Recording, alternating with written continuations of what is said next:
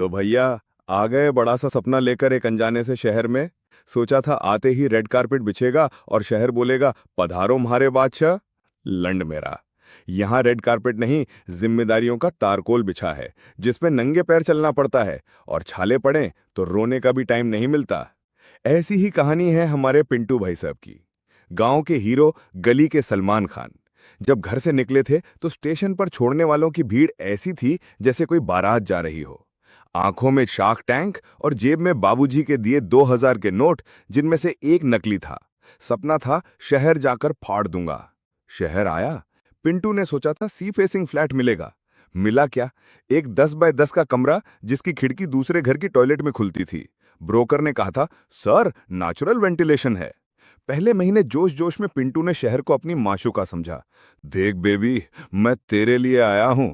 शहर ने भी लौंडे को पूरा अटेंशन दिया। पहले हफ्ते में पर्स मरा गया, दूसरे में मोबाइल और तीसरे में उसका आत्मविश्वास। रात को डिनर में मैगी और दिन में सपनों के बिस्कुट। उसके कमरे में चूहे भी इतने कॉन्फिडेंट हो गए थे कि रात को आके पूछते, भाई आज खाने में क्या है, कल वाली मैगी बची है क्या? 4 महीने हो गए, न नौकरी मिली न छोकरी। जो सपने फाड़ने के लिए लाया था, अब उन्हीं सपनों से उसकी फट रही थी।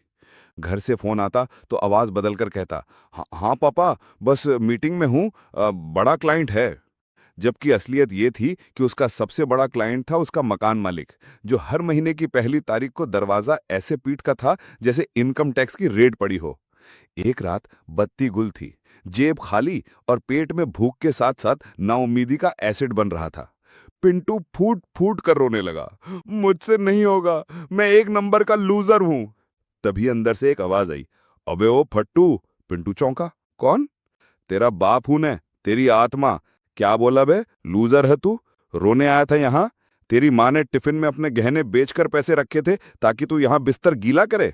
साले, तुझसे ज्यादा हिम्मत तो उस चूहे में है जो रोज तेरे हिस्से की रोटी चुरा कर ले जाता है।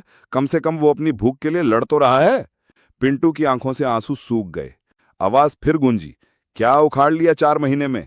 4 इंटरव्यू दिए और तेरी गांड पट गई। वो दूर के फूफाजी सही कहते थे कि तुझसे कुछ नहीं होगा, तू झंड है। साले, जिस शहर को माशूका समझ रहा था ना, ये एक बेरहम रंडी है। ये उसी को देती है जो छीनना जानता है, जो इसके नखरे उठाता है, जो दिन रात एक करके खुद को इसके काबिल बनाता है। पिंटू के अंदर जैसे किसी ने पेट्रोल डाल के आग लगा दी हो। वो उठा, मुंह पर पानी मारा और शीशे में खुद को देखा। आज रोया हूं, वो खुद से बोला, लेकिन अब या तो मैं रोऊंगा या ये शहर रोएगा मेरे पीछे। अगले दिन से पिंटू बदल गया। अब वो इंटरव्यू देने नहीं, नौकरी छीनने जाता था।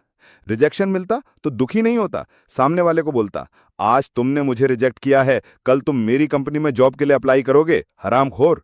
उसने छोटे मोटे काम पकड़े, दिन में डिलीवरी बॉय, रात को फ्रीलांसर। सोया कम, काम ज्यादा किया। लोगों ने ताने मारे, देखो हीरो बनने आया था, पिज्जा बेच रहा है। पिंटू मन में हंसता, अबे गधों, ये पिज्जा नहीं, अपने सपनों का बेस बना रहा हूं।